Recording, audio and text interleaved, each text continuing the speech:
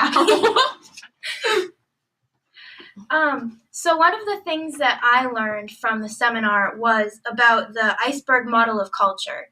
I feel I've heard of it before, but I had never seen the detail that it was used. We talked about it a little bit in my psychology class in high school, but I never noticed that there were so many things that we did that we didn't really know we did. Because there's few things at the top of the iceberg above the water, that we know we do.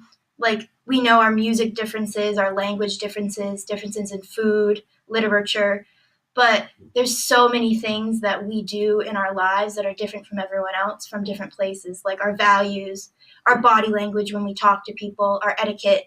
You just never really think of those things.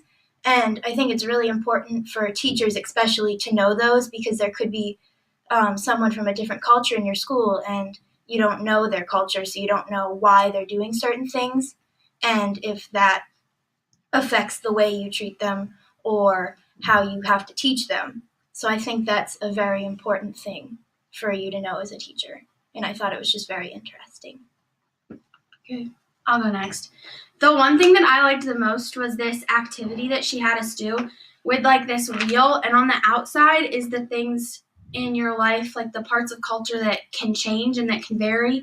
So work background, income, marital status. And then the inside is the things that you're born with or the things that don't change, like your age, your first language ability, your ethnicity. And what she had us do was she had us take 3 sticky notes and stick them on the things that we thought were the most important. And that was kind of difficult because these are all just such a big part of everybody's life in general. I mean, there's a few that aren't really applicable to me now, like my marital status. That's not a big deal because I'm young. I don't need to be married or anything like that. But then all the things in the middle, especially the things that I was born with, how do I pick just 3 important things? And then she had us take off one of the 3 that we thought was the least important, and that was even harder. And then she made us take off another one and have just 1 left. And the main point of this whole exercise was basically that you can't put people in boxes based on one specific category. So oftentimes we make assumptions or put people in boxes based on one thing, like their age or their gender. And you can't do that. You have to look at everything, and you can't just pick and choose the certain things that you think are the most important.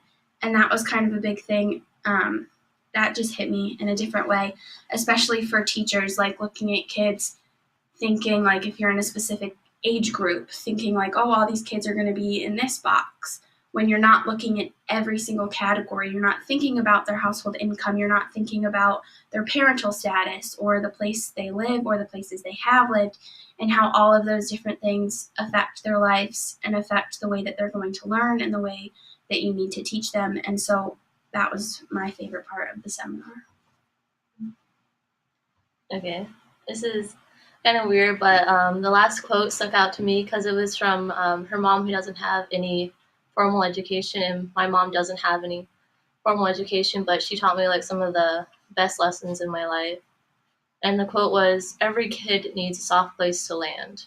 And I think that's really important for teachers today, because we need to care about our students, and we need to be that constant thing in a student's life.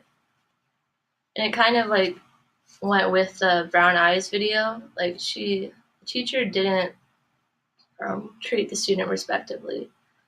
She said, "What am I going to do about him?" instead of caring about him.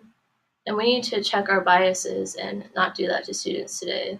We need to tap into the things that make every kid smart. The end. I hope.